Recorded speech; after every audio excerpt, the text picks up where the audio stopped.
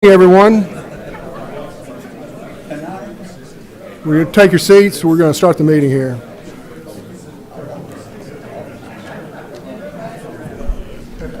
Good morning. I'm Alec Farmer, Chairman of the Arkansas State Highway Commission.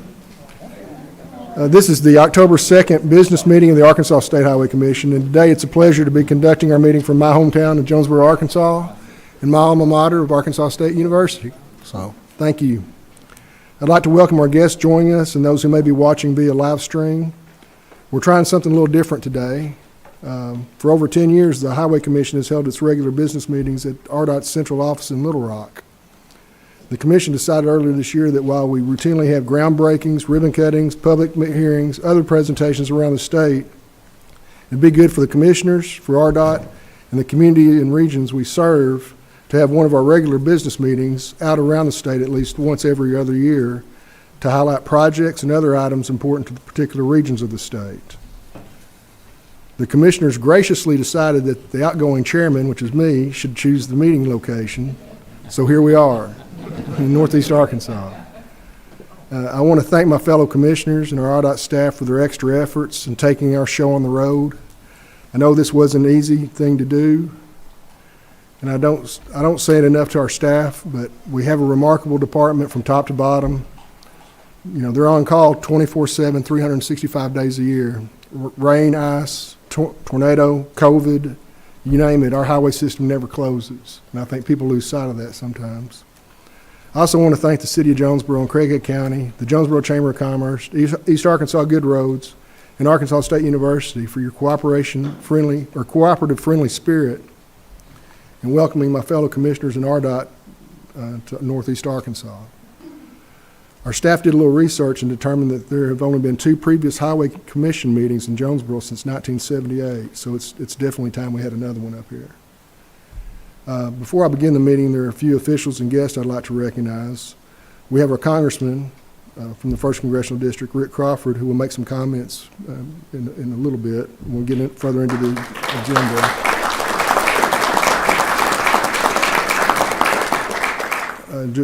Just about the Congressman real quick. He's been instrumental in getting designation for I-555 triple nickel up here, for Interstate 57, and he's continued support for US 412, just to name a few of the projects he's been involved in. And he's in line to become the next chairman of the House Transportation and Infrastructure Committee, so we're all excited about that. We also have quite a few other officials here. If I miss somebody, I apologize. I'm going to try to read everybody's name. We have is Jonesboro Mayor Harold Copenhaver? Did he make it? Right behind you. All right. Welcome. Thank you. Paragould Mayor Josh Agee. Greene County Judge Rusty McMillan. Let's see here. We've got State Representative Joey Carr.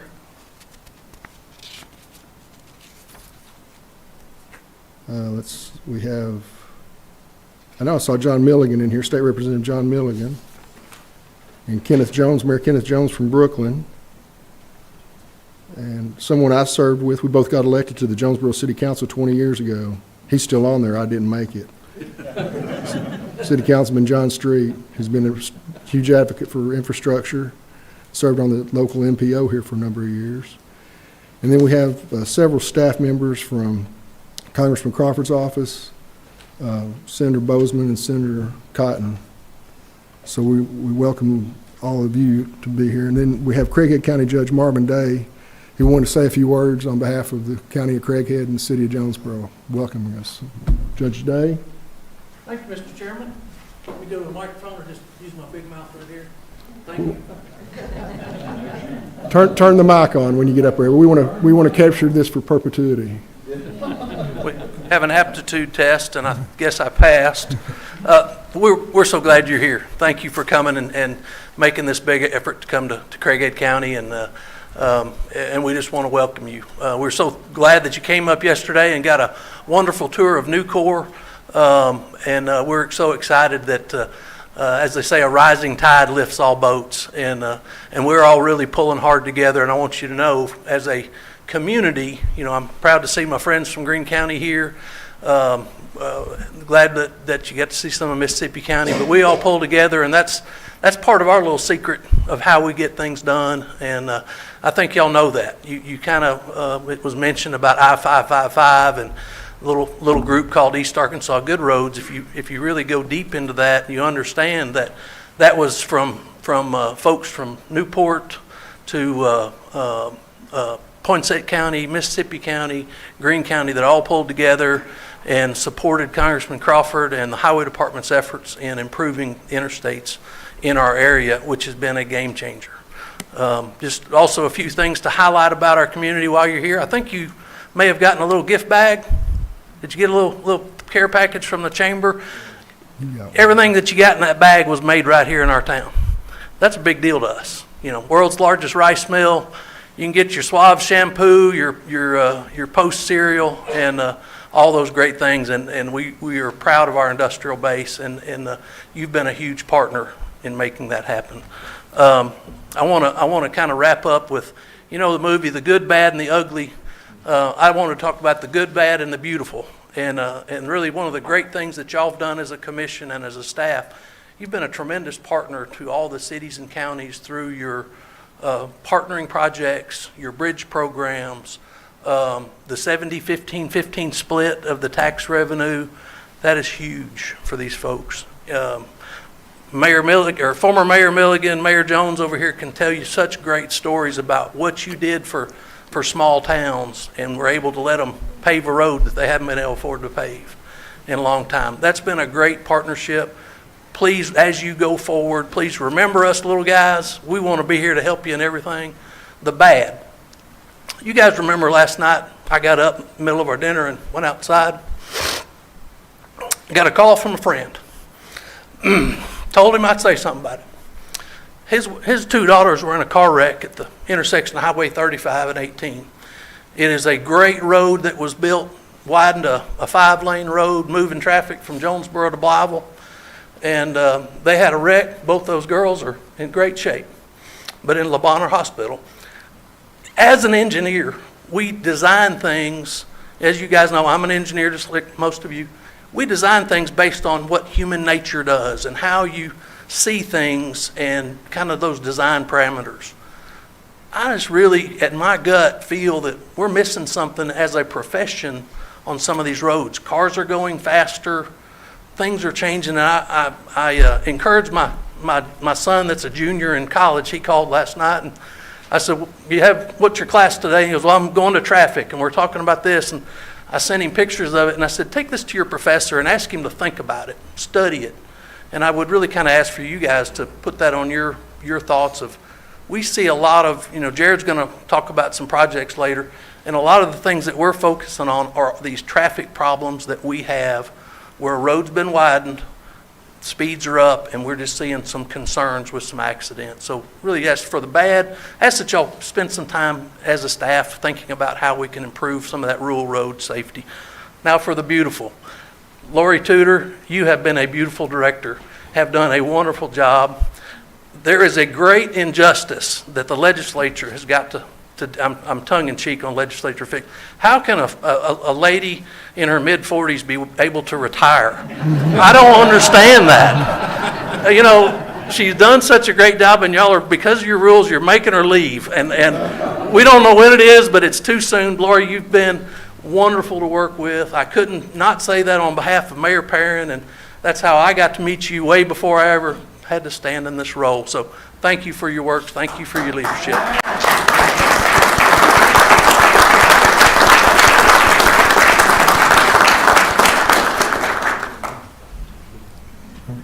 A couple other things. Former Mayor Harold Perrin is here today. Welcome. He was always a good friend of the department when he was there in the office. Yeah. I'm so sorry about the cookies, but I talked to someone last night, someone else was going to bring them, so I apologize. Next time I will. Okay. Thank you. And let me just say this real quick. It's been over 4 years now since I had my bowel cancer, and you don't know how much it meant to me to receive that Goodwill Ambassador flag, which is still hanging very proudly in all. But I think about y'all all the time, and I'm still going to continue to work with you somehow. I don't know if you want me to go out there and fly. I don't care what you I'll have you do it, okay? But I just want to say thank you so much. That meant a whole lot to me in the time when I needed that. And I appreciate that very much. And God's been good to me and blessed me, and He has you all with me. So I'll keep you all in my prayers. Thank you. And then finally, I'd like to recognize a visitor from out of state, from Poplar Bluff, who's leading the local efforts in Missouri, working with federal, state, and local officials up there for the I-57 designation. Bill Robinson, appreciate you being here.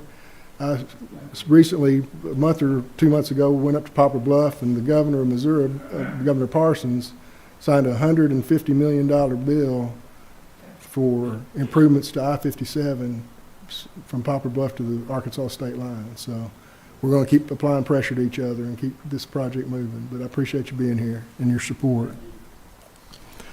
All right, now that we've completed all the formalities here, it's time we turn our attention to the reason we're here, the regular business meeting of the Arkansas State Highway Commission.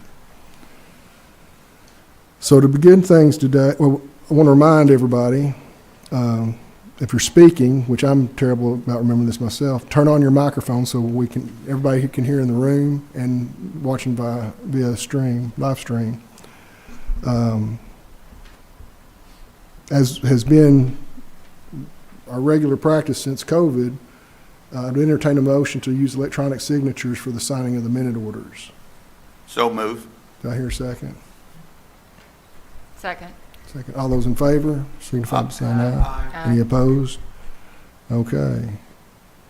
Looks like we're ready for the minutes of the August 7th and September 18th meetings. So that's the first order, is the approval of the minutes from those two meetings. Got a motion? Do I hear a second? Second. Any other discussion? All those in favor? Aye. Any opposed? All right, we've taken care of that. Moving on to the minute orders. If you have any questions or comments about the minute orders, please ask to be recognized, and we'll stop and get that addressed. With that, I'll ask Dave Parker, our Public Information Officer, to begin reading the minute orders. Thank you, Mr. Chairman. Minute Order 1, as always, simply calls for the approval of the actions of the Purchasing Committee. Minute Order 2, this minute order asks for authorization to submit the Statewide Transportation Improvement Program, better known as the STIP, for federal fiscal years 2025 through 2028 to the Federal Highway Administration and the Federal Transit Administration for approval, and to publish the STIP for distribution after approval by the federal agencies. Mr. Chairman, Yes. on that one, I just want to recognize it's such a small minute order for so many months and years of work that go into the STIP, and just thank the staff so much for doing such a great job again on our STIP. So proud of the projects we have in there and the work that went in with community leaders and stakeholders and our staff and everyone and the public had their opinions to put in this project and this document. It's amazing every year. Thank you so much for that. Lori, would you just briefly explain what the STIP is and why it's important? Well, it's twofold. It's a requirement by the Federal Highway Administration that we prepare this document at least every 3 years, but we do it every 2 years. And we do that so that we can keep the projects current and moving forward to get them ready for contract. So it's a requirement, but it's also our plan moving into the future, how we're going to spend our federal funding and our state funding. We have evolved the STIP into being more than just a federal document with federal projects. It includes all of our projects, no matter how they're funded, for the next 4 years, so that everyone knows what to expect. And these projects are scheduled, they're funded, and it gives everyone in the state a handbook to see what's coming. So it's a very important document. I think it's probably the most important document we do at RDOT. So. Thank you. Continuing on, Minute Order 3. This minute order requests approval to proceed with the award of the Transportation-Related Research and Workforce Development Grant Program. Projects included in that as recommended. Minute Order 4, Pulaski County, District 6. This minute order simply declares a tract of land as surplus. The same with Minute Order 5 in District 9, Boone County. Ask for approval to declare a certain piece of land as surplus. Minute Order 6, we move to Crittenden County. This is an improvement project.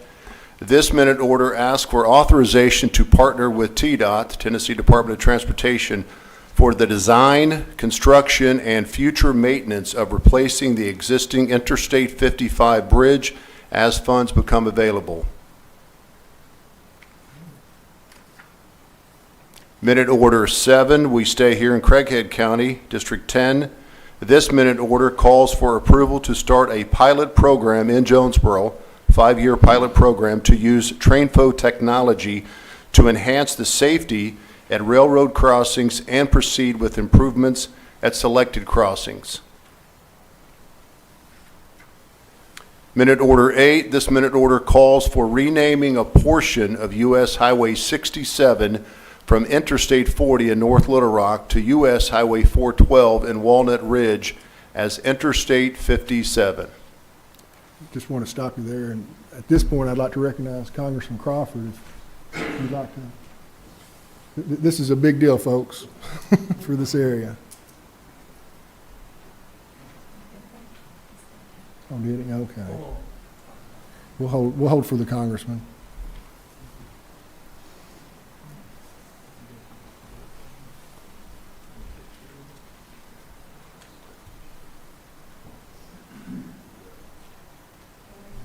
Can you tell us more about the TrainFo, how that works? You know, I was just going to say while we're waiting, I might talk about that a minute. The city of Jonesboro came to us and asked us to do a pilot project here in Jonesboro with this new technology, which is eligible for 100% federal aid railroad crossing funds. And it's really an intelligent system that's able to, with algorithms, I can't even say that, and everything that goes on to predict when there's going to be oh, here he's back, but it's going to be able to predict delays at railroad crossings, blockages for future, to help. Future planning. Yeah. Great. Thanks. Congressman? We're just talking about designating I-57. I thought you might want to, yeah, please do, yeah.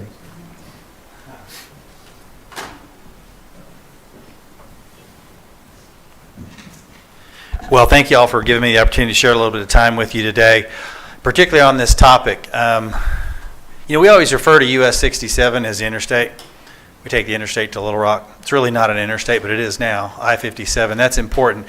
This matters to folks who not only live here, but for folks who don't live here when we're talking about economic development. Most economic developers or businesses that come to a community, they want to know that they have interstate access.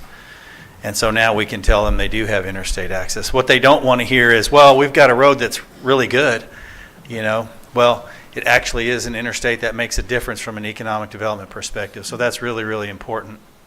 You know, obviously a few little technical things that we can address. You know, there's farm traffic. We experienced that on 555. Those are, you know, we've set a precedent to be able to address those kinds of things that don't create an impediment for interstate designation. So that's really, really important. But can't say enough about the work that's gone into this. And it's really important to note that this I-57 corridor creates an alternate route for northbound traffic that will take an awful lot of pressure off of I-40.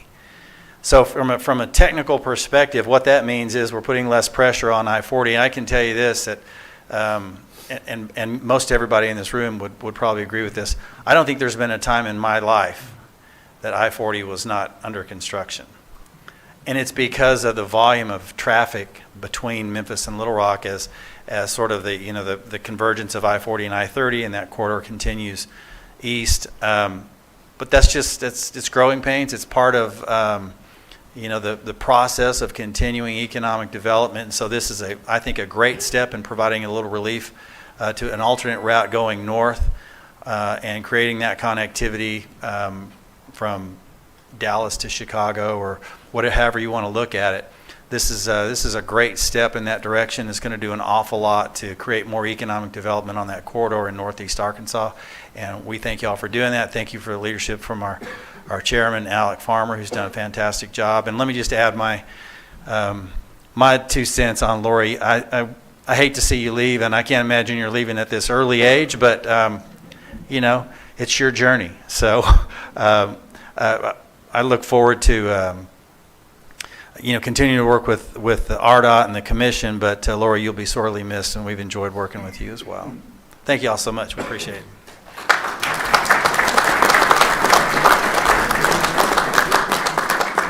I just want to add to that a couple other reasons for the designation, in my opinion, and Congressman Crawford covered two of them, the economic benefits and the fact that it does relieve pressure on I-40. It also, 67 was built 122 miles as an interstate highway for all intents and purposes. And it didn't seem to make sense to waste an asset like that the last 40 miles. So it became important to go ahead and finish out what generations ahead of us had started. And the other thing that became painfully obvious is you can't have enough interstate crossings of the Mississippi River, as we found out a few years ago when I-40 was closed for 3 months. So those Mississippi River crossings on an interstate are worth their weight in gold, really. and we need to take advantage of them when we have them. Moving on to, I think that's all. I have one final minute order, Chairman. Mr. Chairman, minute order 9, again here in Craighead County. It asks for authorization to adopt the I-555 triple nickel corridor study for use as a planning guide for future improvements. And that is it, Mr. Chairman. Okay, thank you. One point of clarification here, everybody talks about Lori leaving. She's mandatory, has to leave next August, sometime in August, so some people are saying their early goodbyes. But moving on, it's now time to hear our financial report, so I'd ask Chief Financial Officer Patrick Patton to come forward and present us with the financial report for the state highway system.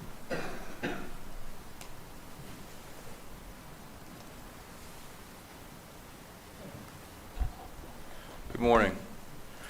Thanks for having us here. I'll briefly go over the financial report for August of 2024. The first slide you see, we track our expenses by budget category. For those that have not seen one of our presentations before, we do it by budget category and operational category. The first slide you'll see is August versus August, or budget versus actual of August. Right now, all of our budgets are tracking as they should. We've got some that higher, some are lower, but out of the first 2 months, that's to be expected, because to look at the budget, when you smooth it, you're going to have some renewals of whether it be software, whether it be capital purchases. You're going to have those when you start the new year. So right now, we feel good about it. We're 12.2 million under budget, or about 36%. When you slice the pie a different way, like I mentioned just a minute ago, this is the operational categories. We have maintenance, operations, admin, and budgeted construction categories that we try to track internally. If you look at all of them, they're tracking, the same way. There'll be some times that they'll be high, sometimes they'll be low. But once again, it's tracking the budget versus actual expenses and the timing of the expenses that we have. So right now, once again, it's the same number, 12.2 million under budget and 36%. The next slide will actually look at August versus August of actual revenue for our main operating fund. As you can see, pretty much everything's flat. Amendment 101, which is our half-cent sales tax that went permanent into our operational fund in July of 23, it's up about 2.5 million. I hadn't been able to say that in a year, so happy to say that's up. Registrations are down a little bit, but once again, that's timing. You can't, people will buy cars at different times. So Those registrations are down and the rest is fairly flat. So overall, if you look at August versus August of last year, we're about $200,000 ahead of last year at this time. If you look at budgeted versus actual expenditures or revenue, excuse me, everything's flat, same type thing. Amendment 101's up, registration's down a little bit. Natural gas severance, if you've watched any of our previous meetings, we've always been saying it's down, it's down, it's down. We've finally got conservative enough to where we're hoping that we can track it fairly closely. So natural gas severance, I think for the first time in I can remember, it's even with what we budgeted. One other thing that I'd like to point out, and I'd like to thank everybody at RDOT that's involved in the budgetary process. I think this is the first time, at least in my 7 years, that we've been able to say budgeted versus actual revenue is even. So we hit it on hit the nail on the head on the budgeted versus actual at 124 million. That just proves that we have a good process that we go through. If you look at Act 416 revenue, which that is our, there's a 4 cent, 6 cent diesel, 4 cent motor fuel, 6 cent diesel tax. There's a electric hybrid registration fee with that, and then there's a casino tax. Right now it's flat. As we've said before, I've said, before we get our casino tax at the end of the year, it's June 30th. There's 35 million that we will receive for that. These funds are used for preservation. If you look at the next slide, this is the budget versus actual for August. Same numbers, exact same story. We're 400,000 above what we budgeted, or 3.7%. Moving to fuel consumption, which is one of our biggest revenue sources, motor fuel taxes. So we track the fuel consumption in a couple of ways. Right now, August over August, so same time period last year, we're 11 million gallons ahead of where we were last year at this time for gas, almost a million for diesel. So overall, we're about 12 million gallons, excuse me, above where we were last year at this time.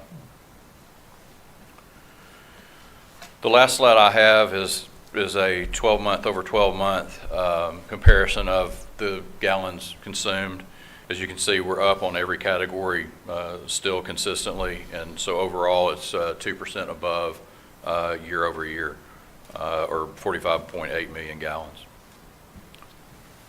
That concludes my report. Are there any questions? All right, thank you, Patrick. All right, I'll go ahead and turn the rest of the meeting over to Director Tudor. Okay, thank you, Chairman. Next, we have Kevin Thornton, our Chief of Administration, to give you an update on federal and state legislative activities. Thank you, Director Tudor. Mr. Chairman, Commissioners, I'd like to start off today with an update on the November 5th election. At the federal level, neither of our senators are up for re-election. However, all 4 of Arkansas seats in the U.S. House are in the election, and all 4 have at least 2 people vying for those positions. At the state level, 18 Senate seats are involved in the election, and in the House, all 100 seats are involved in the election. We do know that there will be 5 first-time legislators in the House. Looking to the leadership at the state level, Representative Brian Evans has been elected as the next Speaker, and Senator Bart Hester has been elected as the Senate President Pro Tem. Of course, Representative Evans will have to be ratified by the new House members, and Senator Hester will need to be ratified by the new Senate members. And you see the schedule for the 2025 sessions on the screen now. And as you can see, the budget hearings for the 2025 session begin in just 6 days. Our budget hearing will be on October the 24th, beginning at 9 a.m. Then on November 15, pre-filing of bills and resolutions can begin. The general session will begin at noon on January 13, And you can see the other various deadlines for bills and constitutional amendments. The last scheduled day of the session is March 14th. However, the legislature can extend that session if they feel the need to. And now, turning your attention to recent developments with our federal funding. Federal fiscal year 2024 ended just a couple of days ago. We are now in 2025. Now, if this next part sounds as if you've heard it before, it's because you have. Congress and the President were not able to reach an agreement on the appropriations bill for 2025. And the same thing has happened many times. In fact, a little research showed me that in the nearly 5 decades of the current system of appropriating and spending tax dollars, all that time it's been in place, Congress has passed all of the required appropriations bill, which I think there are 12 of them.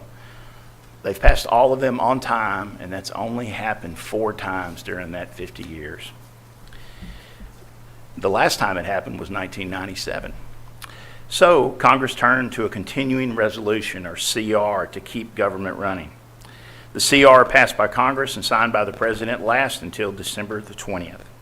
Congress will have to return to Washington after the election to work to pass the appropriations bill for 2025, or we will need another CR. Since we have the CR in place, federal funds will continue to flow, which means our work, including the construction projects, will continue uninterrupted. We will be watching the developments in Washington closely, and we will keep you informed. Director Tudor, that concludes my report. Thank you, Kevin. Any questions? Thank you, Kevin. Next, we'll have Crystal Woods, our Assistant Chief of Administration, give you an update on the efficiency review and how we're doing on implementing the recommendations.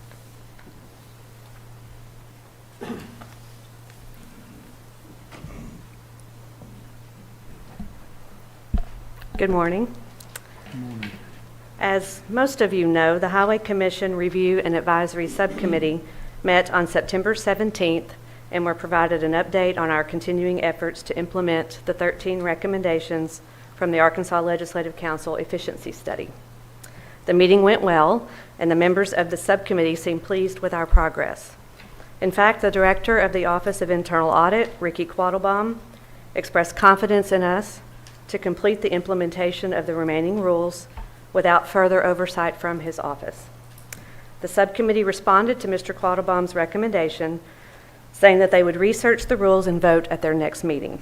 This is good news, and we certainly appreciate their confidence in us. Of course, we will continue our implementation efforts and continue reporting our progress regularly to you.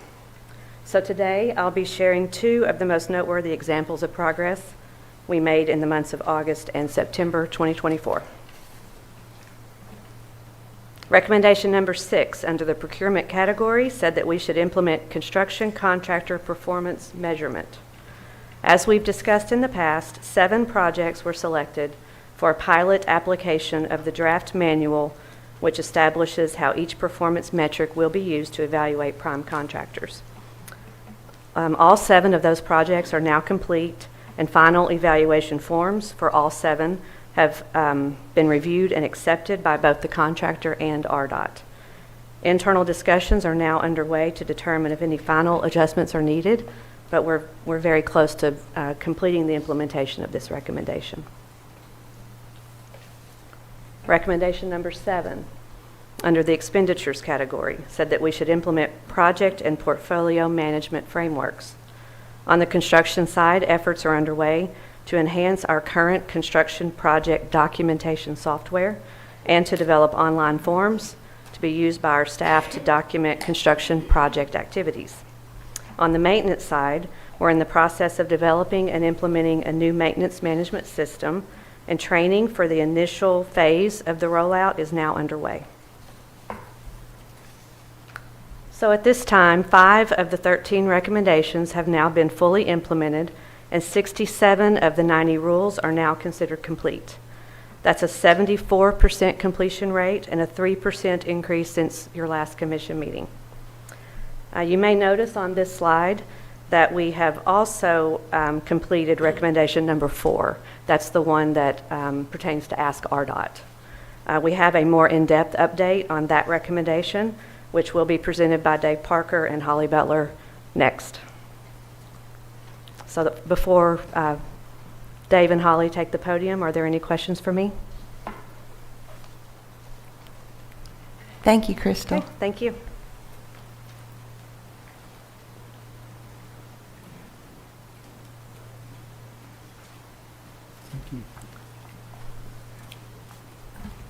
Good morning. Morning. Ask RDOT is a fantastic tool. It's going very well, but it's only 1 year old, so knock on wood, year 2 is even better. A quick timeline of how we got here. In November of 20, the Arkansas Legislative Council, the ALC, reviewed and approved the recommendations that we, RDOT, had presented to the Highway Commission and Advisory Subcommittee, HCRAS. Fast forward about 6 months, that's when we really started working. The communication staff began building this customer portal that would be later known as Ask RDOT. Over the next several months, we held many, many meetings, introductory meetings, and above all else, a lot of training for the staff, just getting them acclimated to what it was, how to use it, that sort of thing.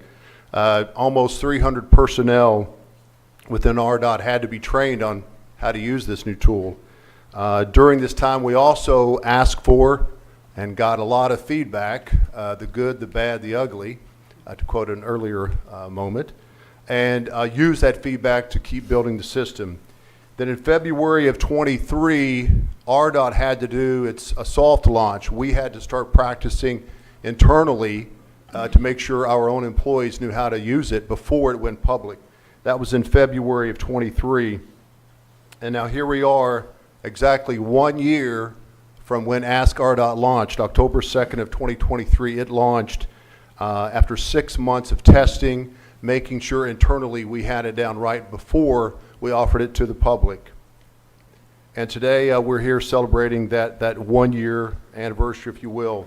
You know, through all of this, the main thing that we kept reminding ourselves about was it's for the customer, the public. We work for the citizens of Arkansas. We had to make it a very good customer service experience. They had to be able to access it easily. It had to be something that they could feel comfortable with, get results in a timely manner, and certainly, above all else, hold us accountable. That was one of the main things. So here we are in year 2, and we're continuing to build awareness. This thing is only a year old. Continuing to build awareness. We thought a good way to start off year 2 was to create a new instructional video for those of you who haven't seen how it works. So here it is. Got questions about a highway or interstate? Whether you have questions or just need to report a concern, Ask RDOT makes it easy. Here's how it works. Go to rdot.gov and click the Contact Us tab. There, you'll see a link to Ask RDOT. Next, log in. Having a profile allows us to communicate back and forth with you about your request. And you can keep track of all your inquiries there. We don't send you unnecessary emails, and your information is not shared. Once you're logged in, submit your inquiry. Choose from a drop-down list of categories. Choosing the right category is important because it will route your question to the right person. Once you've submitted your inquiry, you'll get an email confirmation with a tracking number, which you can use to check on the status of your question. Ask RDOT allows you to communicate back and forth as necessary until your inquiry is answered. Serving the citizens of Arkansas is a top priority for RDOT. It's exactly why we created Ask RDOT. By having an account, you'll have the option to take a survey once your inquiry is closed. We want to hear from you on how you think we can make the process better. We've already received some great feedback. With Ask RDOT, we hope your customer service experience is quick, easy, and helpful.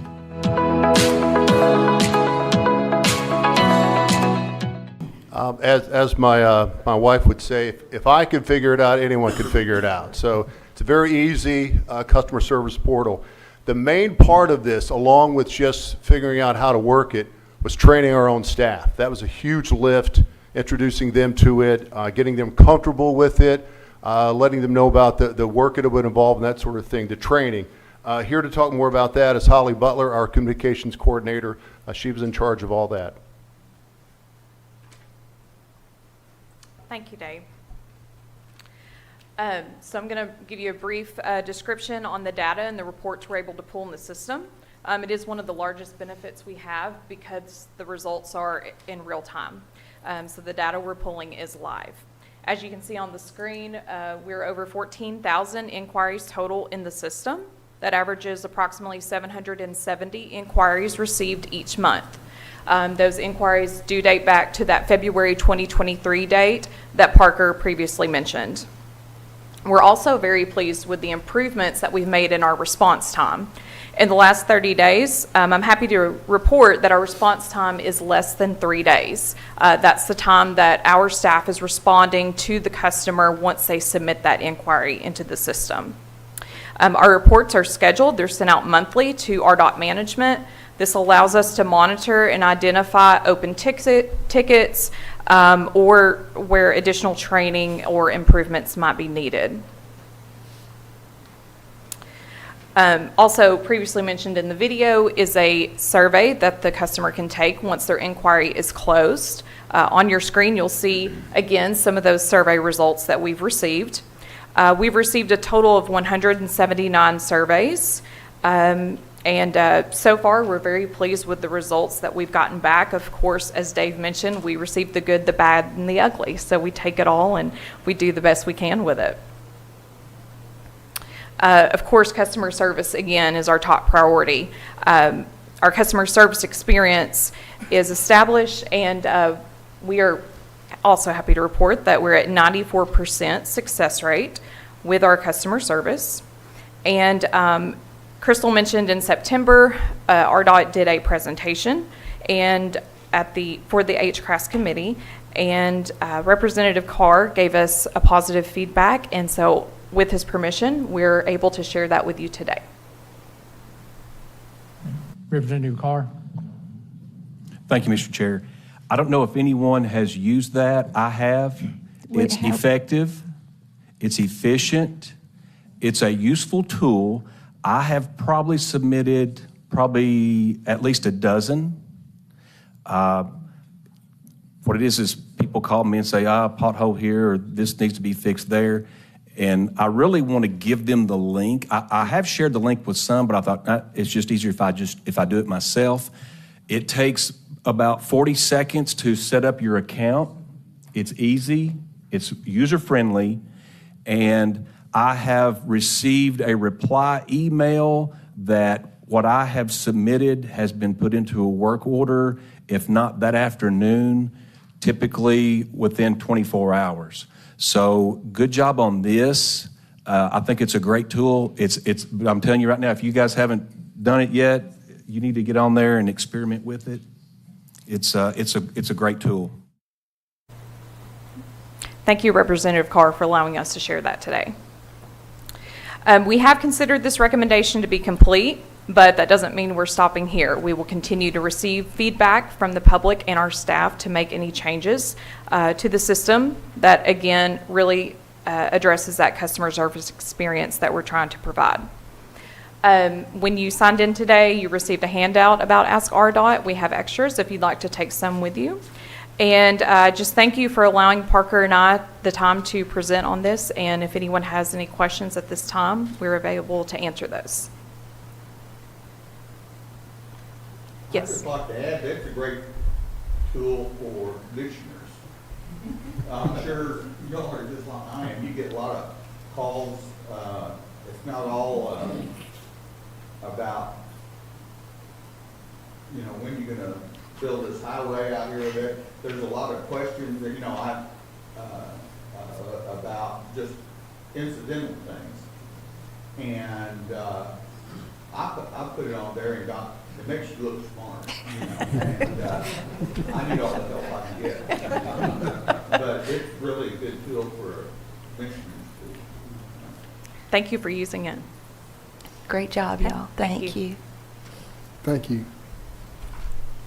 Lori, while we're talking about the efficiency study, and kind of hand in hand with that was the Inspector General's review of the department. Yes.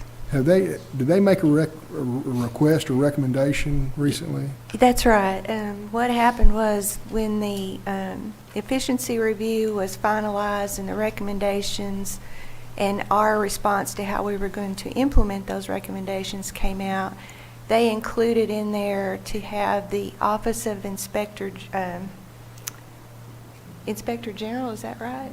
Anyway, the statewide auditors that do all the other state agencies. We have our own internal audit shop, but this was an outside audit that was coming in and making sure that we were doing what we said we were doing on these implementation of these recommendations, and they have been auditing us now for 2 years, and they want to stop doing it. They feel like it's a wasted effort because they see that we are doing what we say we're going to do, and we do have our own audit shop within RDOT, which is well structured and reports directly to the commission. So you're always being informed of what's going on at RDOT. And so that hopefully that'll happen, because when you're audited so much, we're audited by a lot of different agencies. And that was just one additional audit, and we're hopeful that if that's removed, we're going to continue to do all we can to implement these rules, but it'll free them up and free us up as well. You said what I was going to say. We're probably the most audited state agency there is, and we federal highways on down. So yeah, yes, okay. That's true. Good news. Thank you. All right, now Kelly Wiley, our Assistant Chief Engineer, Program Delivery, will talk about projects that we've led to contract since your last meeting.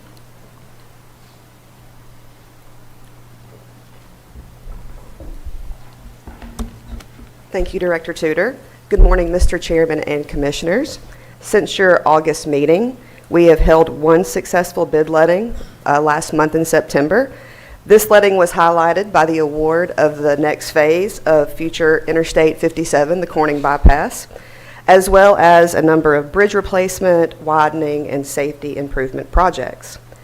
With one final project awarded in September, we have officially wrapped up the department's 2024 pavement preservation program, which awarded 80 projects totaling $394 million and will provide improvements to almost 700 miles of state highways. In the September letting, we awarded 21 projects for a total of $169.2 million. These projects included 21 highway and 2 county projects. There were 49 bids submitted from 33 different contractors. As I previously mentioned, the first project I'd like to discuss is a project that will construct the next section of future Interstate 57 in Clay County. This work consists of constructing 4 miles of 4-lane divided highway that will bypass Corning to the north side of town and will tie into the existing Highway 67. We look forward to kicking off the construction of this project, this much anticipated project, with a groundbreaking ceremony next month. Work on this project should be completed and open to traffic by summer of 2027. Could I just interject there? Yes, sir. One of the reasons this project was picked first, if those of you who've kept up with the location sighting of 57 north of Walnut Ridge where it dead ends at 412, there were different alternative routes that had to be selected, but all 3 of the alternative routes came back to a single point, being where it's located there on the south side on 67, west of Corning. So we knew whatever route was picked, it was going to end up at that location. So we were able to go ahead and start that process and get that project started first. So just in case anybody was curious. Thank you. The next project I would like to highlight takes us south into Greene County. This project will widen a little over 2 miles of Highway 49 on the north side of Paragould, and will widen that stretch of highway from 2 to 4 lanes with a center turn lane. Lane closures will be prohibited from around noon to 7 p.m. daily in an effort to minimize traffic impacts while the construction is ongoing. And these improvements should be completed by spring of 2027. And the last two projects that I want to discuss are safety improvement projects to install cable median barriers on 3 different highways in the state. The project on your left will install almost 32 miles of cable median barrier on select sections of highways 100 and 167 from North Little Rock to Fordyce. The project on your right will install over 13 miles of cable median barrier between Camden and El Dorado on Highway 7.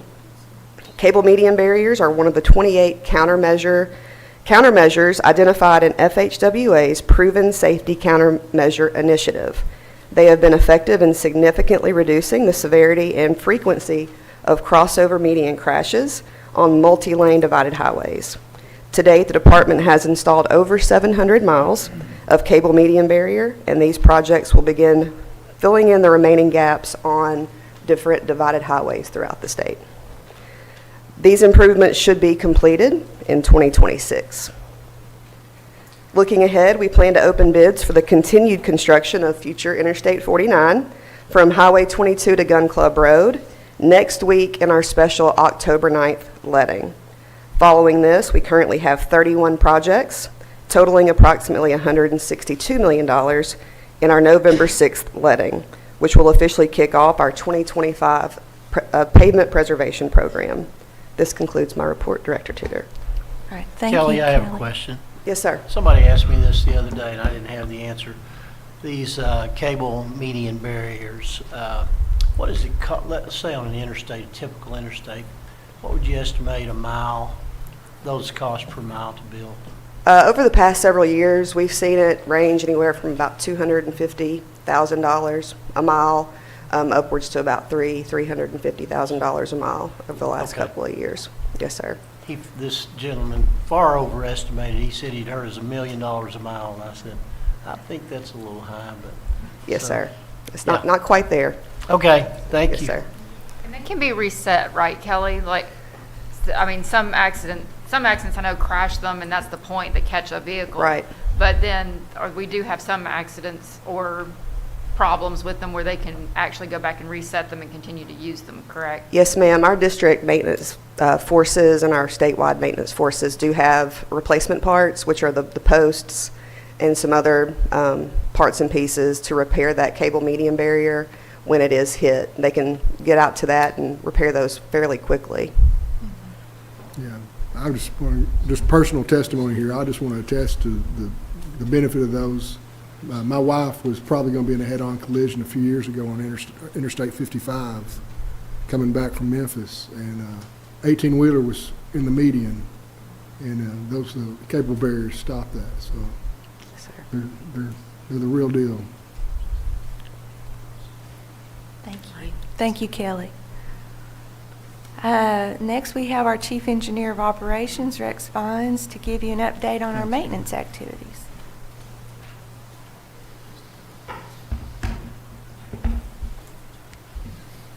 Good morning. Thank you, Director, Mr. Chairman, Commission. This morning in our maintenance activity update, I'd like to focus on a few different areas that in the world of maintenance, mowing and litter removal and mowing and litter removal and bridge operations. And as an Arkansas State grad, I'd like to add that it's good to be back where everybody understands my dialect. Many people believe or see our job at mowing is for really to make the side of the roads look better, but that's just a side benefit of what we do. It's primary reason for safety. When we mow that, we keep vegetation down, we maintain visibility at intersections, we maintain sight distance and curves, we prevent animals from getting too close to the roadway. We prevent if a car pulls over on the slope. We get grass fires if the grass isn't mowed. So there's a big, that's the primary reason we do it is for safety. But it also helps, it makes it look good. And as we're ending the year, the grass growing part of the year, we are entering into our third mowing cycle from now till Thanksgiving. So you'll see a lot of mowing out there. RDOT mows 275,000 acres each year when you include all three cycles. About 45% of that is through contract mowing, and then our own forces mow the remainder. And so far this year, RDOT maintenance crews have logged 122,000 crew hours mowing and 68,000 crew hours picking up litter. We've collected over 19,000 cubic yards of litter, and that does not include our contract efforts. So, Mayor Perrin, I believe we have an idea where you can help us out on some work. So, this year we will spend about $5 million in litter removal alone. So, yeah. Next, I would like to focus on our bridge operations, and we have talked about this a few times in these updates, but there's a special reason we want to highlight it today that I'll bring up and show you in a minute. But just as a brief reminder, this crew came up from a brainstorming session between Chairman Farmer and former District Engineer Brad Smithy. We were having a lot of issues with smaller bridges. We were going to have to either close them or post them really low, which was going to affect the community around them. It was going to make things, if we didn't come up with a solution, we were going to have a lot of issues. So in that brainstorming session, they came up with the idea of putting a crew together to quickly come in and replace these small bridges with box culverts or other smaller bridge work. And out of that, we started that in 21. It's been very successful. Since we began doing this, we have replaced 11 old bridges and box culverts with rehabilitated bridges, and our crews are scheduled to complete 6 more this year, 6 more box culverts this year, and 5 precast bridges. Over a 5-year period, this is a total of 34 bridges that have been replaced or rehabilitated with brand new decks and kept in service. So we estimate that this crew has saved the department over 70% compared to contracting the full replacement of the bridges or boxes. For the 23 bridges completed so far, RDOT crews performed work at a total of $14 million. A contract bridge replacement for these was estimated at $52 million. So using the in-house crews, we've saved about $38 million so far.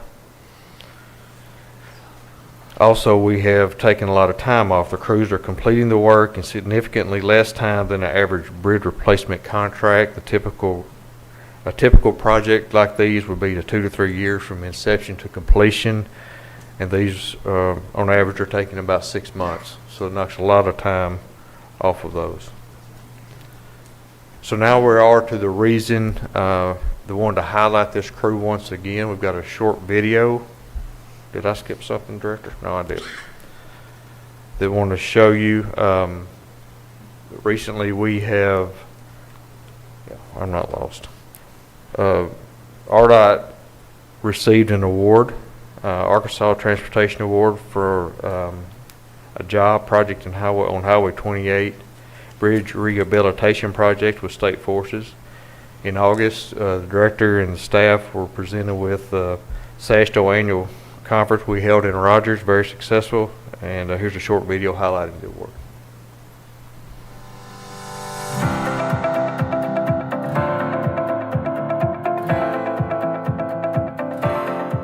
Welcome to the SASTO Region's America's Transportation Awards presentation ceremony.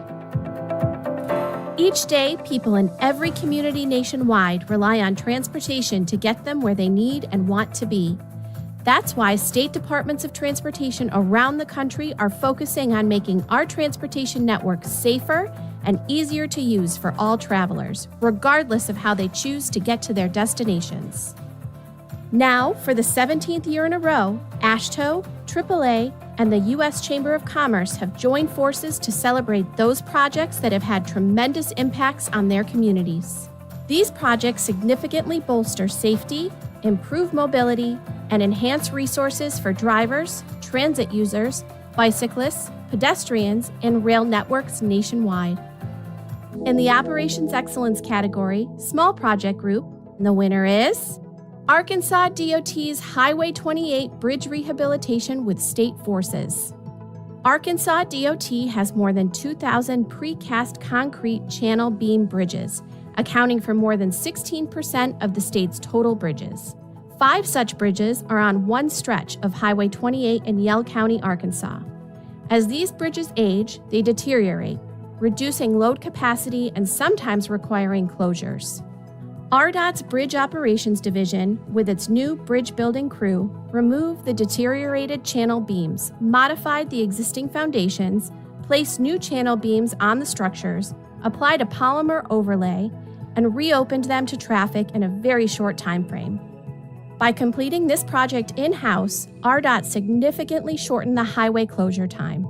This approach reduced costs from $15 million to under $2 million, allowing savings to fund other projects. The efficient work restored normal traffic flow, benefiting local residents and the economy. So again, I want to thank the commission for allowing us to do that. You see, it's making a huge difference. That concludes my report. Rex, I'm just going to ask a couple questions. Okay. The thing that makes that so beneficial is a lot of these bridges are out in rural areas, and it's hard to get good bids from the private sector because of the mobilization costs and everything. So is that kind of the big savings? That's part of it.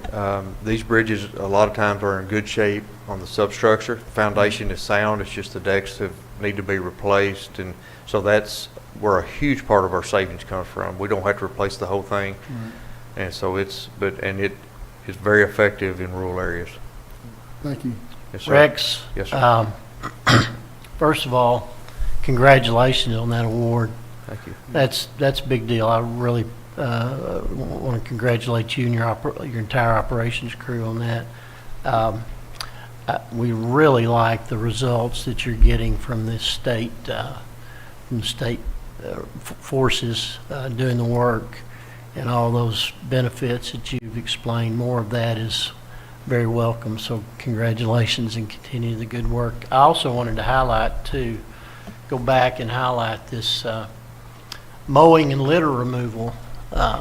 That's a lot of hours you're putting in, and it's resulting in a lot of benefits too. I get some comments on that, and I've traveled around recently and seen how much work's going on in the mowing and litter removal. Wish we didn't have in the state that much litter to remove, but we do. And you guys are doing a great job at helping beautify Arkansas, so thank you for all that. Well, thank you. Congratulations to your crew. And thank you. I mean, Steve Frisbee, Andy Nanaman really have made this, the bridge operations work. I'm reporting. I'm showing you what they've done, and our maintenance crews do an outstanding job of, that's a thankless job many times. Well, it may be thankless, but I'll tell you, when the people of Arkansas know about it, they're very grateful for that kind of efficiency. It shows you're really trying to work to make the best of the tax dollars that we're so grateful for. Thank you. Thank you. Thank you, Rex. Thank you. Just another example of how much you have helped RDOT become more efficient, Chairman Farmer, with your great ideas. It's and kind of a necessity when you have 60% of the bridges that are deficient are in your area.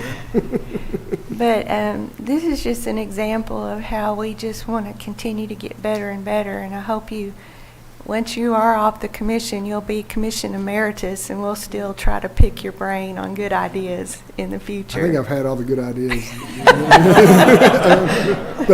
but sure, yeah. Yeah. But no, that's one of the best things. And the commission had to allow us to increase our budget to be able to do that. But and you have all just been so supportive of any effort that we've tried to do to become more efficient. So thank you all. You get to hold some of the the thanks for where we're at today. It's been great. So recent department activities, we cut a project and looking forward to other partnering projects. In Jonesboro, you'll find out here in a minute. This is where partnering began. back in the day. I forget how long ago that was, but a long, long time ago, before anyone even knew that term, Jonesboro was doing that. Jonesboro did the Metropolitan Area Transportation, MATA, wasn't it called MATA? Yeah. In 1994, early 90s. Yes. And, So we're speaking to the choir right here about this, but this was a great partnering project and a good tool to help get these projects done. Arkansas Good Roads Annual Policy Event, we held that in Mountain Home this year. It was our third annual event. The first one we held in Fort Smith, the second one we held here in Jonesboro, and then we held the third one this year in Mountain Home. We had a great turnout. We had a really good policy discussion, but one of the best things, and I see Lance back there in the back, is they took us out on a field trip. And Nucor Yamato was great yesterday, but it was equal with that. We got to go out and watch some things get blown up. So I'll show you that here in a minute. We went out and we got to look at their quarry and get the tour. Lance was so kind to do that day, and they set up a dynamite blast and they let me push the buttons. And I had to use both my index fingers at the same time, so I had to use my best coordination skills. But I pulled it off, so here's a video of that.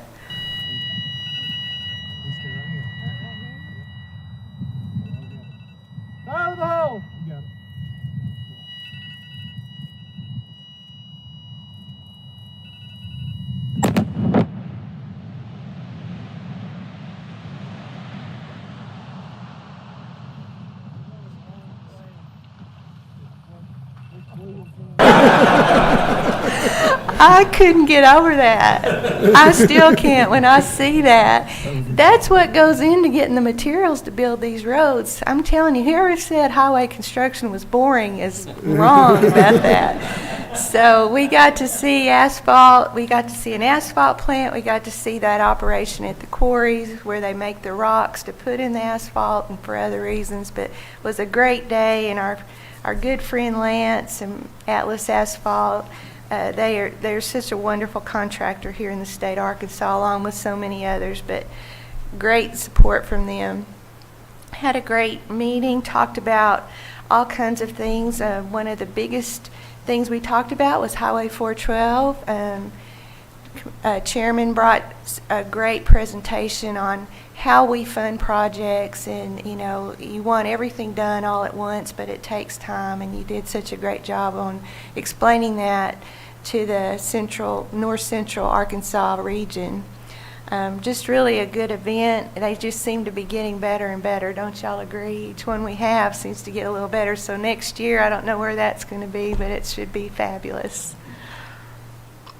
The Arkansas County Judges Association, Chairman Farmer, spoke at that event. Their annual conference was held here in Jonesboro, and they invited him. And I guess, were you the keynote speaker, Chairman? Was I the keynote speaker, Marvin? We'll go with that. Okay, that sounds good. I thought Yes, so. I guess I thought you were. Anyway, it was a great day because that was deemed the Alec Farmer Day. That Friday thing the that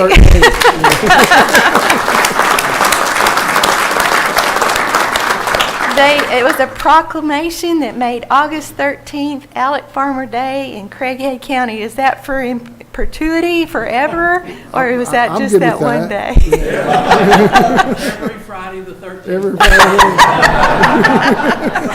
I love it. I love it. Well, we'll get your Freddy mask and get you going. Yeah, with friends like that. Yeah. No, very well deserved. Well, thank you. You have Appreciate just, as we go through the rest of this meeting, I just think us as the staff at RDOT can't say enough about you and your leadership. From the time you became a commissioner through your chairmanship, you have been a pleasure and joy to work with, and I want all of your friends and family and people you know here in Jonesboro to know what a great asset you have been to the commission and to RDOT, because we're better because of you. So thank you.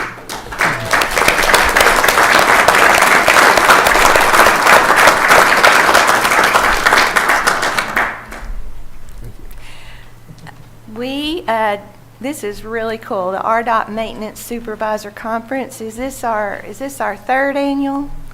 We bring in all our maintenance forces at Lake DeGray. They have a great venue there, and a lot of state agencies use that for their conferences and other things like that. They have a off time, not during state time, but they do a barbecue cook-off, and the best district wins. I think District 9 won this year. Last year I got to attend, and I got to be a judge, which was a lot of fun. And this year I wasn't able to attend, but we had the judges in District 9. What was it? District 9 won first place, District 3 did second place, and District 10 won third place.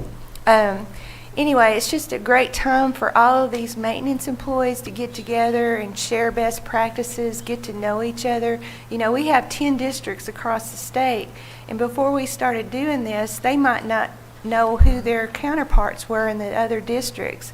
We come together, we talk about safety, we talk about things that are important to our wonderful maintenance employees, and like we've been talking earlier, they do such a phenomenal job for the state of Arkansas, but they are unsung heroes. Their jobs do largely go unnoticed.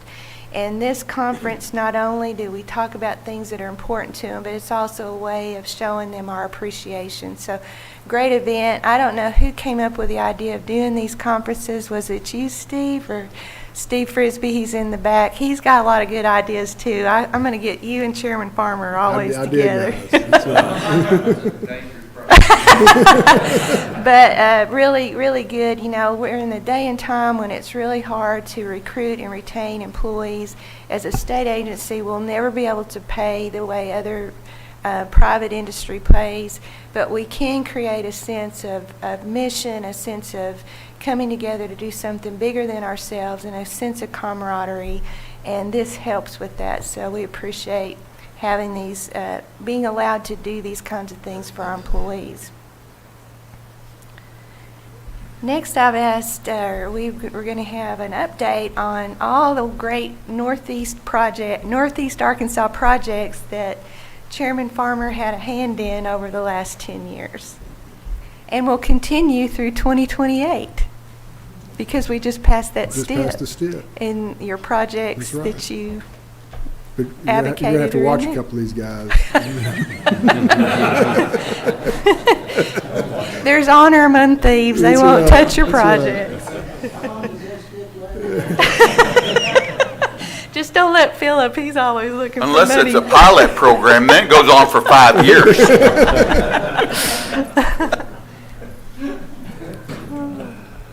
Thank you, Director. As all of you know, Chairman Farmer's time on the commission has been marked by 10 years of thoughtful leadership and substantial progress to our state's transportation infrastructure. And this morning, I want to share some milestones that we've achieved during his tenure, the progress made on numerous major corridors, updates on some local projects, and talk about how his willingness to partner with others has made significant impacts on Northeast Arkansas transportation. So Chairman Farmer was Governor Asa Hutchinson's first appointment to the Highway Commission. When he came on board in January of 2015, RDOT was in the beginning of two of our two largest construction projects we've ever undertaken, the second Interstate Rehabilitation Program and the Connecting Arkansas Program. Commissioner Farmer hit the ground running and provided wise counsel as the Commission and RDOT was successful in delivering these two huge programs that improved over 520 miles for $3.3 billion through 84 projects. And although these two large voter-approved programs were already delivering in a big way for the citizens of Arkansas, Chairman Farmer began his term while the department was talking about managing the decline of our system. Sustainable sources of state revenue had been a long-standing issue at the department. And while other state revenue was indexed to inflation, our revenues remained flat. Combining that with the fuel efficiency improvements over those years, and our problem was growing. The department was facing the real possibility of having to turn back federal funding for the lack of state match. So just a few months after Chairman Farmer's appointment to the commission, he was appointed to the governor's working group on highway funding, where he and other leaders worked to improve the state of transportation funding and consequently the condition of our highway system, county roads, and city streets across the state. The Governor's Working Group identified the need for short, mid, and long-range annual funding for the department and infrastructure as a whole, and their work was a catalyst for the Governor's long-term highway funding plan that was presented to the legislature in 2019. It was so important that the legislature took this up first, and in early 2019, early in the session, Act 416 was enacted that made available $95 million in immediate funding for RDOT to use to take care of existing highways and bridges.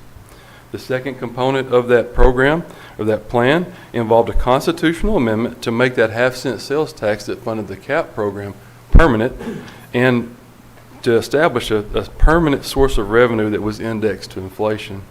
So if we fast forward to last July, we began receiving that half-cent sales tax permanently, and we were able to stand up the Renew Arkansas Highway program that we promised the voters back in 2020.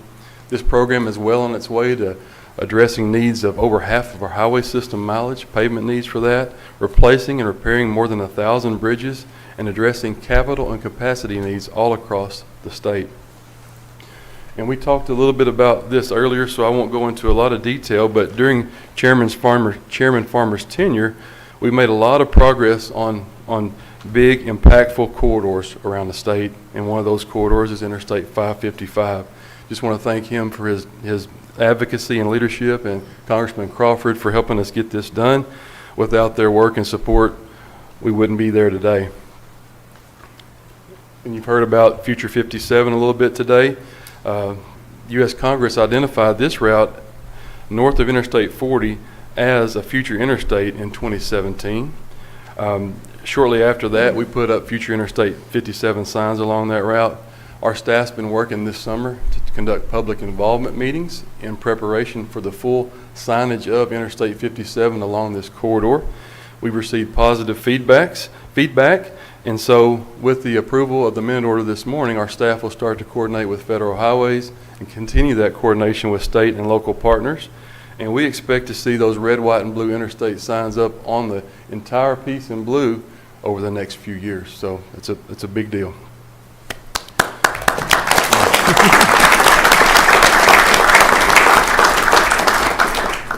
And continuing northward, we heard a little bit about this as well. Chairman Farmer's guidance and influence has led us to make a considerable amount of progress on closing that gap on future Interstate 57 between Walnut Ridge and the Missouri state line. Our staff has been hard at work for several years trying to determine the best route to take as we close that 40-mile segment. We've conducted studies, developed cost estimates, evaluated impacts, and conducted numerous public meetings that aided us in selecting the preferred alignment that you see on the screen for the Interstate 57 corridor. The Renew Arkansas Highways program that I mentioned earlier dedicated $180 million to this corridor, and although we estimate the remaining construction cost to be $700 to $800 million, we're already making good progress. Through the work of Senator Bozeman and Representative Crawford, we've received an additional $17.4 million in federal funding, and in the 2025 appropriations request, there is $6.7 million additional included for this corridor. So we thank them as well for that support. They're hard at work in D.C., and we always appreciate their efforts to fund projects all across the state. As Kelly mentioned earlier, and you see it up there on the screen, the Corning Bypass was awarded a contract last month. This is the first project that will progress that construction to get us from Walnut Ridge up to the state line. We've also secured funding for the piece north of Corning to the state line. We're working with Missouri to deliver that project and meet them there at the line. And additional funding is included in the STIP that was approved today for right-of-way acquisition for the piece south of Corning down to Walnut Ridge. So, Chairman Farmer, I want to thank you for your leadership and vision on this corridor. Without it, we would not have gotten this far in such short time. Speaking of that vision, several years ago, Alec came and shared his vision of connecting Interstates 55, 555, and future Interstate 57 with a U.S. numbered highway. He felt that a continuous highway connecting continuous U.S. highway connecting future Interstate 57 through the growing Northeast Arkansas region over to Memphis would be beneficial to our state and the region. In the summer of '23, we received resolutions supporting this dual designation of various highways as US 78 from the cities of Black Oak, Blytheville, Cache, Jonesboro, Lake City, and Craighead and Mississippi counties. In November, the American Association of State Highway Transportation Officials approved the extension that you see on the screen that brought that highway from Memphis, Tennessee, up through Northeast Arkansas, all the way over to Interstate 57. Today, US 78 is signed concurrently along portions of Interstate 55, Interstate 555, US 49, Highways 18, 18 Spur, and Highway 226. The vision of connecting Northeast Arkansas and Interstate 57 to the Memphis metro area has been achieved. Highway 18 makes up much of the mileage of that newly designated Highway 78 route. This east-west highway connects the cities of Jonesboro and Blytheville. This connection facilitates the movement of raw materials and finished products from industries located all along this busy corridor. The department has awarded 23 projects over the years, covering approximately 60 miles at a cost of nearly $300 million to complete the widening of this route. And in November 2021, you'll see the picture there. I remember that was a windy day in Manila. Yes, it was. We celebrated the completion of that corridor. And speaking of other major corridors, as most of us in the room know, US Highway 49 is an important regional connector. Of course, it extends outside the Northeast Arkansas region, but you know, in the region, it connects Interstate 40 and Highway 62 through the heart of Northeast Arkansas. And this corridor has seen considerable growth over the years. We met with Mayor Jones of Brooklyn yesterday talking about growth in his city. In this particular slide, I want to draw attention to the work we're doing on 49 between Paragould and Marmaduke. That route has been congested of late, and we're working to tackle that. 3 projects on your screen, 1 completed, 1 now under construction, and 1 coming will address those needs and widen this corridor to five lanes. In addition to these projects, we completed a roundabout last year in Marmaduke at 34 and 49 that's helping improve mobility and relieve some congestion there. All in all, these projects span 11 miles and will at a construction cost of over $100 million. Chairman Farmer also has been an advocate for the 412 corridor, as you heard earlier today. We've seen substantial progress on 412 over the last decade, including an expenditure of over $500 million on the corridor. This map on your screen shows the status of the widening of the corridor today. So in black, you'll see 2-lane segments. In yellow, 3-lane. You'll see 4-lane in green, 5-lane in blue. But I want to get down to this. Approximately half of this 292 mile corridor has already been widened to 4 lanes. So we're making some good progress. Another 36 miles includes passing lanes. Now our long range goal remains to 4-lane this entire corridor, but in the interim, through the Renew Arkansas Highways program, we have committed to building passing lanes on this segment to improve mobility and increase safety. The STIP that was just approved includes $110 million for nearly 20 miles of passing lanes over the next 4 years.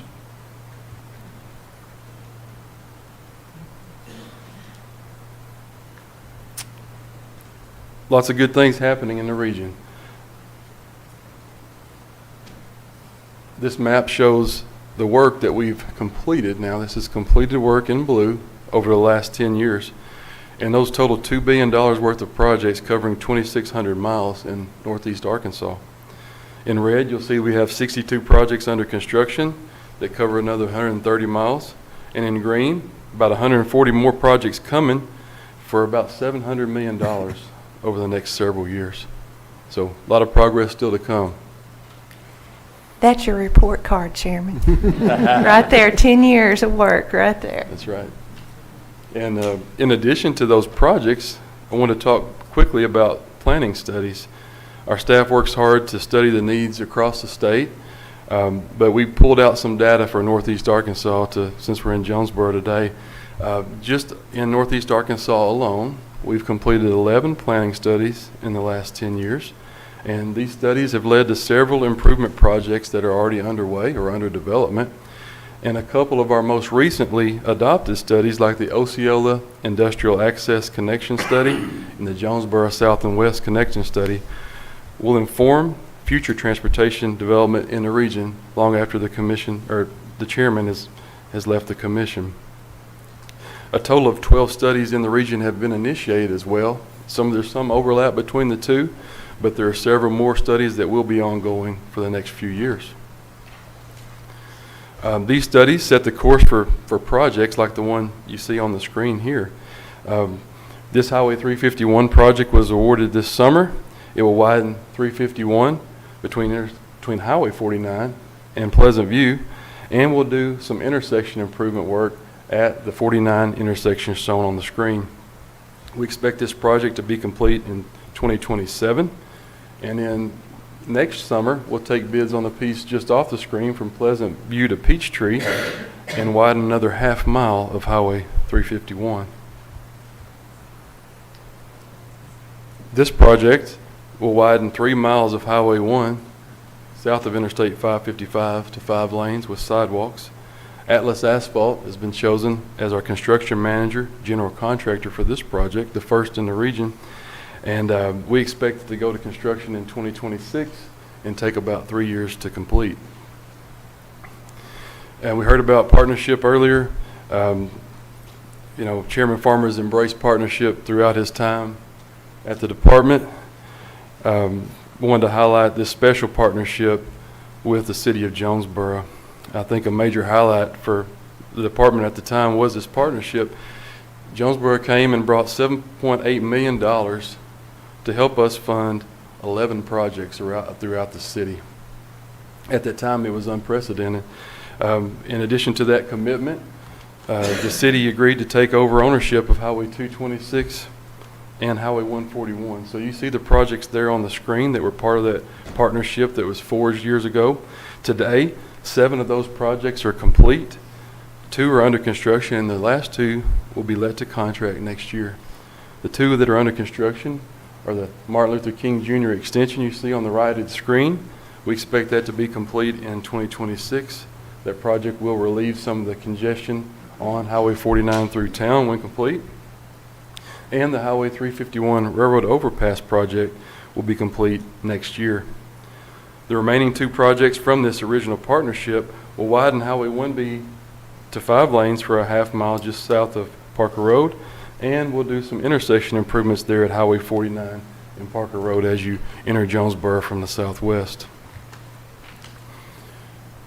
The city and Arkansas State University also partner with us to help fund the new connector between Highway 49 and 351 you see on the screen. In this, the city, under Mayor Copenhagen's leadership, committed $1 million for the project, and the school will donate right-of-way within the project limits. We hope to take bids on this project in a few years. When complete, we'll see a more direct access from the heart of Jonesboro over to the airport. And partnerships continue. It's a great place for partnerships, as Director Tudor mentioned earlier. In Craighead County, there are 3 additional partnering projects currently in development. These projects include intersection improvements in Brooklyn and Monette, and a Highway 91 widening project from the interstate over to West Side School. These projects were made possible through a partnership between Chairman Farmer and County Judge Marvin Day. The judge has a nice bridge crew in his shop as well, and they do a lot of great work around the county. And he came to us and said, hey, I can help you guys out and replace some bridges on 230. Take that route over if you'll make some funds available for some projects in my area. So we did that, and we made $14.6 million available for these projects and others that will come in the future. We appreciate that partnership. Continuing on that partnership theme, I want to talk about just a couple more. In Osceola, Chairman Farmer was approached by the city about some improvements needed to the Highway 61 and 140 intersection to help the growing steel industry in the region. So we're partnering with them to improve that intersection to help accommodate their needs. And in Pocahontas, a new bypass will be constructed 3 miles long on the north side of the city to connect Highway 90 and 67 and eliminate multiple 90-degree curves through town that are difficult for trucks to navigate. We estimate this project will cost about $20 million, and we hope it's shovel-ready in late '26 or early '27. The city of Pocahontas is providing $1.6 million and will assume ownership of 3 highways after it's complete. And lastly, I want to highlight this partnership that we talked about briefly earlier today. This pertains to the Interstate 55 bridge between West Memphis and Memphis. It's been dubbed America's River Crossing. The commission gave us authority to partner with Tennessee to go after a grant for this project. We sought a $400 million bridge grant, and we were awarded almost $400 million by USDOT this summer. It's going to be a big help as we try to tackle that bridge at an estimated cost to replace of about $800 million to $1 billion. But we're partnering with Tennessee to make this bridge happen. This project will improve resiliency, meet modern seismic codes, enhance connectivity, and economic vitality along this tremendously important freight corridor. And again, this one wouldn't have been possible without that partnership. So, Chairman Farmer, I want to just, mention that each of these projects and initiatives that I've talked about today are a direct product of your leadership and advocacy. And I want to thank you for sharing your talents and vision with us during your tenure on the commission.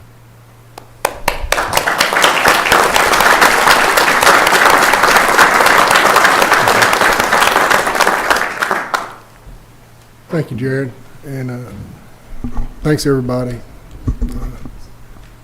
Lori and her staff have made me look better than I deserve many times.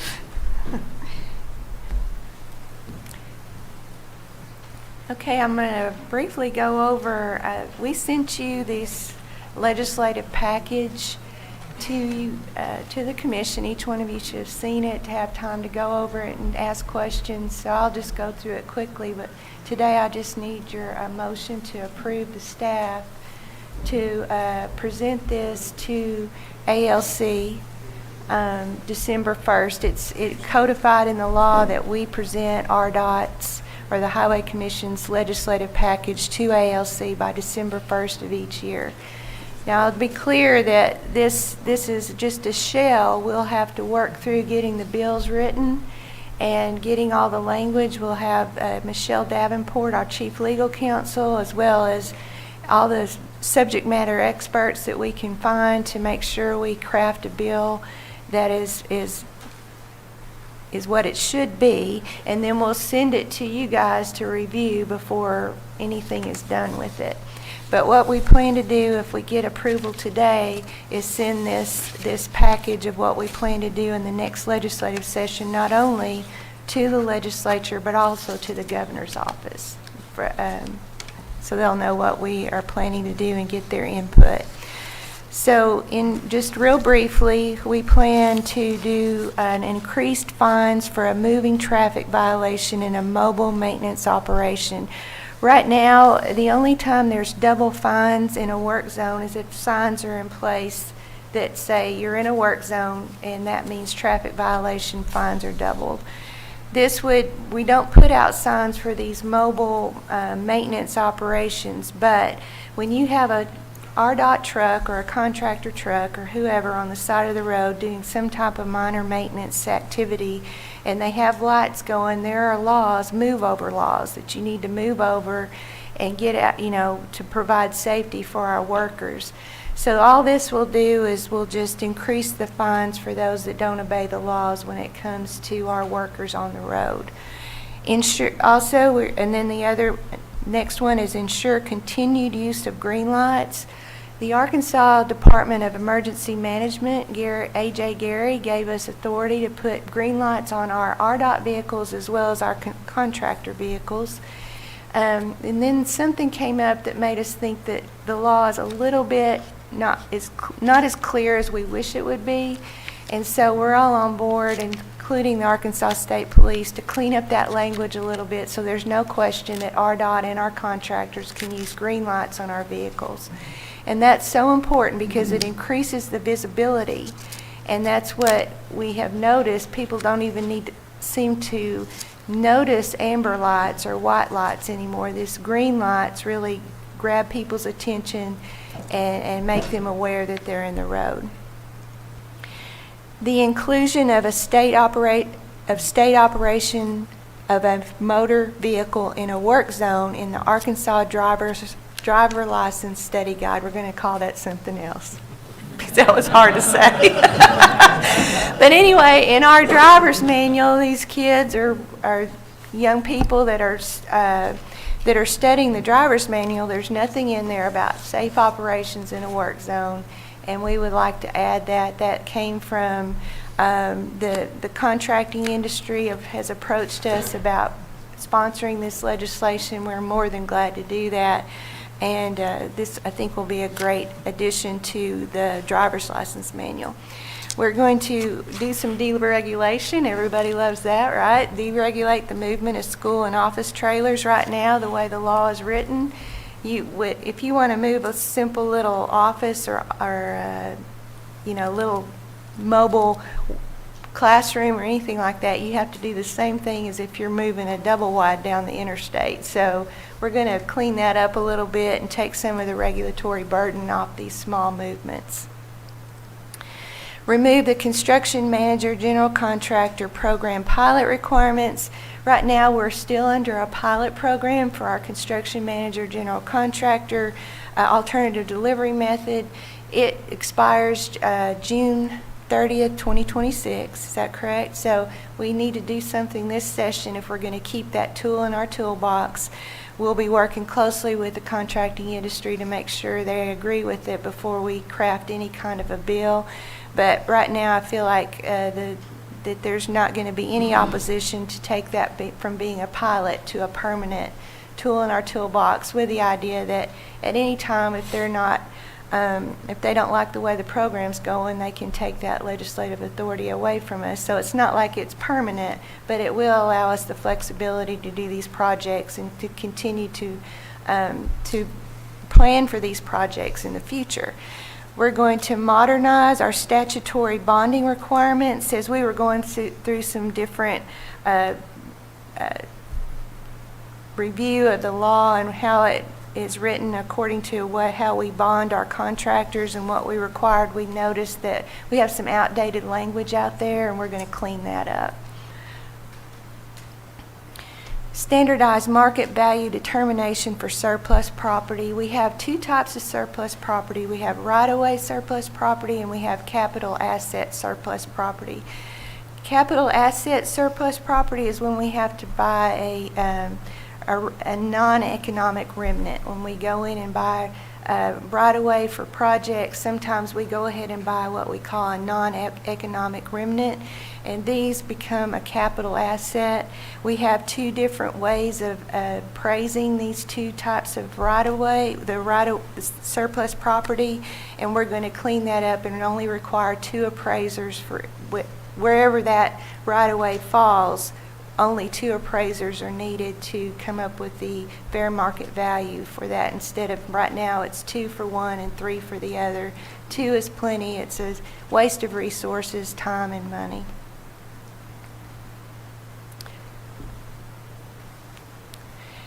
Utility relocation. As you know, there's been ongoing discussion about our utility relocation efforts when it comes to highway construction projects. There's been an appetite at the legislature to come up with some legislation to help make that more efficient and to motivate the utility companies to move out of our right-of-way in a timely manner. We are going to craft a bill that will give us the legislative authority to require a schedule, a reasonable schedule from the utility company, and if they don't meet the schedule for any reason other than something that outside their control, that we will be able to withhold permits for future work until those utilities are moved out of our right-of-way, and also possibly some type of civil penalty that we'll put into an account to help our smaller utilities and water associations that can't afford to move their utilities to have some a resource to find money to do that with. So we're going to be working really closely with the legislature. We'll reach out to the utility companies and to our contractors, but we feel like this may be a little bit of teeth that that will give the RDOT to get those utilities out of the way in a timely manner. We have some pretty significant delays on projects that have caused a lot of extra money for the contractor and for the department because of the length of time it has taken them to get out of the. And I know that's a conundrum because a lot of these utility companies just don't have money laying around for a relocation project. They have to have notice too, but there's reasonable notice, a reasonable period of time to respond, and right. That's we're where not dealing with the reasonable part. We're dealing with the unreasonable lengths of time. They'll set their own schedule. It'll be a reasonable schedule, but that allows us to plan when to let the projects. That's been the biggest thing that we found. We think we know when the utilities are going to be out of the way. We let the project to contract, and then it doesn't happen. So this is an attempt to streamline that those procedures. And Lori, then, yes. Does this include municipal-owned utilities like water project, water line, water and sewers? We're going to work through that. We talked about that. The staff did. We're not sure yet because those are kind of different than the big utility companies that have more resources. So we're going to work through what is palatable, what is reasonable. The main we're not sure yet, but we'll keep y'all informed as we work through it. Another thing we found, a recent court case that in a court ruling made us realize that the definition for denatured ethanol and how it relates to motor fuel is ambiguous in the law and not quite clear, and so we're going to clean that up in this next session, and we'll keep you informed on that. Okay, is there any questions about our legislative package?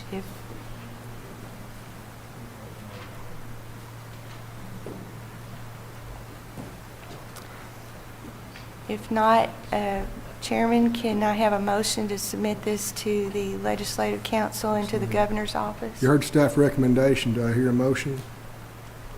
So move. Do I hear a second? Second.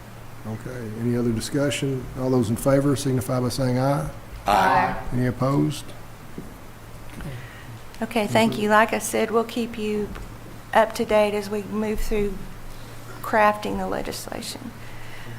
Upcoming events that tomorrow we have a joint transportation committee meeting in Fort Smith, and several of the commissioners will be there as well as myself. We're going to do a presentation on Interstate 49 to the joint transportation committee of the legislature. On October 10th, I will be presenting I'll be the lunch speaker at the Conway Business Expo. October 22nd, Hot Springs Chamber of Commerce wants to hold an appreciation luncheon for the commission. October 24th is our legislative budget hearing for our appropriations bill. November 11th is the holiday, Veterans Day. November 12th, I have a PE board meeting. November 13th, we have a meeting with RDOT staff and the Union Pacific Railroad in Omaha, Nebraska. We're going to try to work out some of the problems we face is trying to get projects developed and get railroad agreements that we need to move projects forward. November 14th, the I-57 designation in Corning Bypass, we want to have a groundbreaking. Now the I-57 designation, I realize that there still may need to be some additional work done before we can actually get that in place. So we'll talk about that offline, Chairman. Sounds good. How you want to handle that. Retirement Board meeting, November 18th, November 20th, Good Roads annual meeting in Little Rock. We'll be at that. This is their annual big get-together. November 28th and 29th, Thanksgiving holiday, and then December 4th, you'll all be back together in Little Rock. So that's what's coming up. Other business and discussion. In 2024, let me get my notes on this because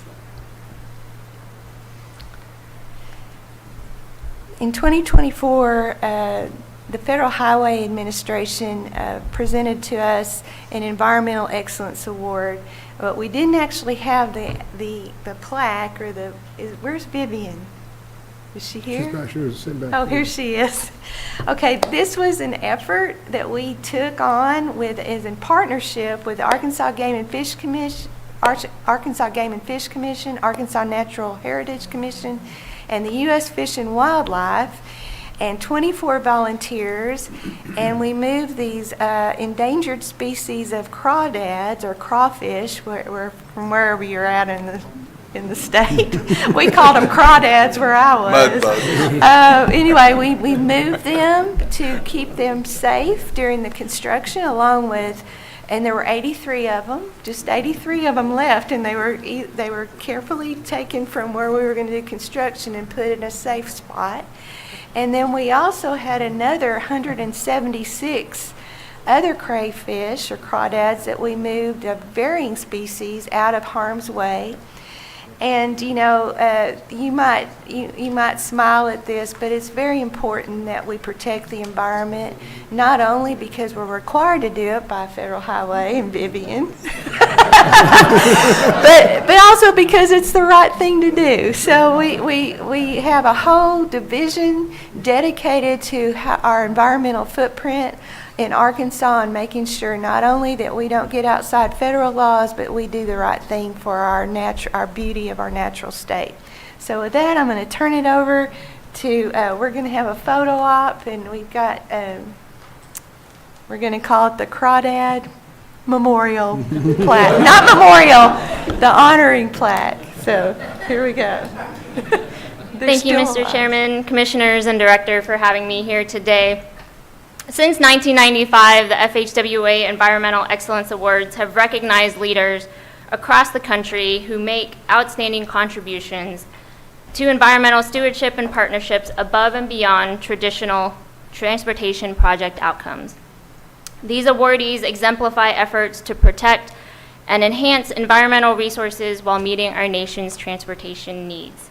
So for 2024, as the Director mentioned, an independent panel of judges selected the Relocating a Rare Crayfish, the Jefferson County Crayfish, project to receive this honor in the category of collaboration and partnership.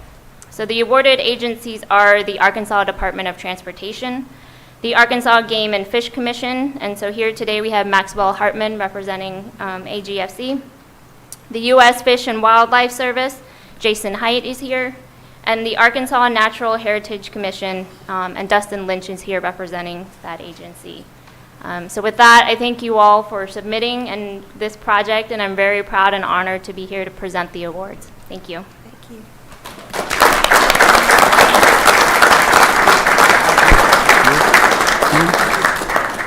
I'll get Chairman Farmer.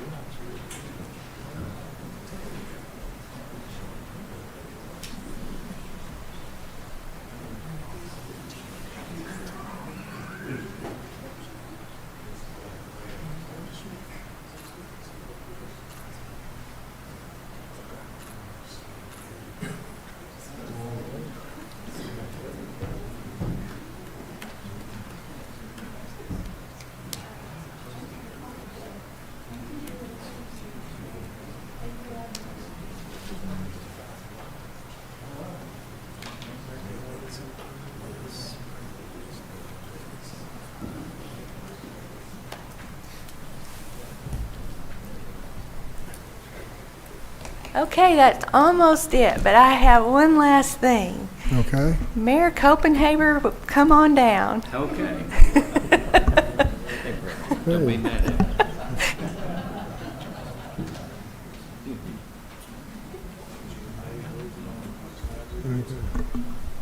Well, good morning, everybody, and Director Tudor, and commissioners, and staff of RDOT. We are blessed to have you in our community in Northeast Arkansas, and we commend you for everything in your vision. But today, I'm here to express as a personal citizen, a friend, and a member of this community to another member of this community, Mr. Alec Farmer. I want to start by thanking you for your longtime friendship, as well as your many years of service with the Arkansas Department of Transportation, as well as within the city of Jonesboro. As your remarkable tenure of chairman of the Arkansas State Highway Commission draws to a close, I want to express my deepest appreciation for your years of dedicated service to the people of Arkansas, and especially to our community, the city of Jonesboro. Your leadership, vision, and commitment have left a legacy that will benefit the community for years to come. Your influence, Alec, extends far and wide through agricultural leadership of farmer enterprises, serving on the boards of Arkansas Blue Cross and Blue Shield, E.C. Barton and Company, and Childers Gin and Elevator Company. In Jonesboro, your service throughout the years on City Water and Light Board, the Jonesboro Regional Chamber of Commerce, and the City Council are just to name a few. But you're reflecting and you're leaving an enduring commitment to making our city a better place to live and work. Alec, you are a pillar of our community. Your legacy of service, both locally and statewide, is an inspiration to many. On behalf of the city of Jonesboro, I want to thank you personally for all your service. If you would please come forward, I'd like to present you a key to the city.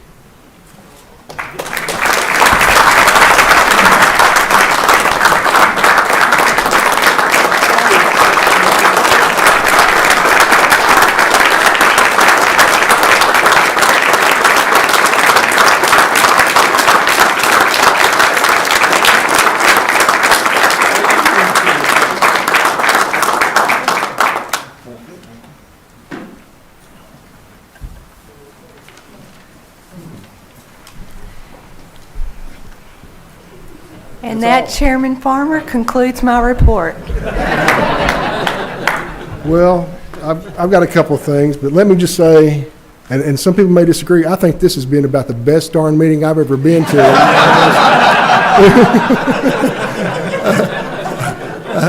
I may just skip the last one. I don't know how we're going to improve on that, but no, I've got two things I'd like to mention.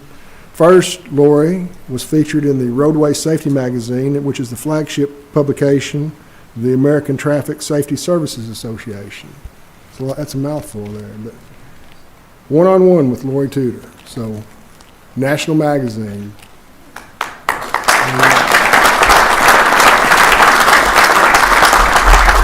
And that's not even the biggest thing. Lori is receiving the prestigious Arkansas General Contractors Skill, Integrity, and Responsibility, or SIR Award, which is their most prestigious award, I read, and not given out every year. It's just special when somebody's worthy of it.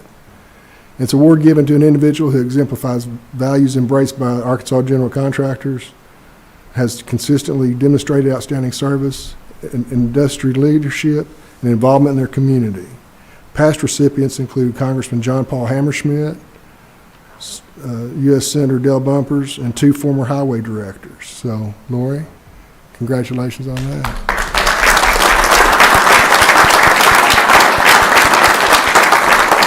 And before I turn it over to the other commissioners to make a comment, I just want to say how proud I am to be from this community, and I think this, for the other commissioners in the future, you see what bringing this commission meetings to the communities out around the state. There's real interest in this, and I hope we continue doing it after I'm gone. So, thank you.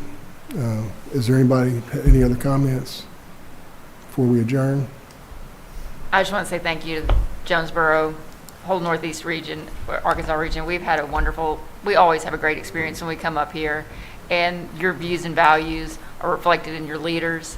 When Judge was talking very emotionally about an accident that had happened, we feel that, and that is the way Alec has led, always putting the people, the motorists, the users of our highway system first, and then with an eye to economic development and coordination. I mean, you just know, this, but you work so well together up here, and it's a great thing to see and be a part of. We're proud to be a part of your system up here and our whole state, so thank you.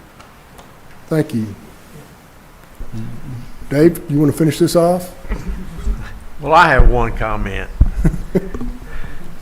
Alec, I thank you very much. This is my first term, and you have been a leader, at least for me, being on this commission, a source of a lot of information, and I, for one, will miss you being the leadership of this. Philip's got some big shoes to step into, and He's up to it. but we'll help him. Yeah. But I want to say thank you personally for helping me, incoming, the freshman, being picked on, and all of that. But you have come to my aid a number of times when I've asked you questions and stuff. You're a wealth of knowledge, and you have been exemplary on studying and advocating for what's needed, not only in this region, but the state. You're a great example of being a commissioner, and I want to say thank you. Thank you. Thank you, everybody.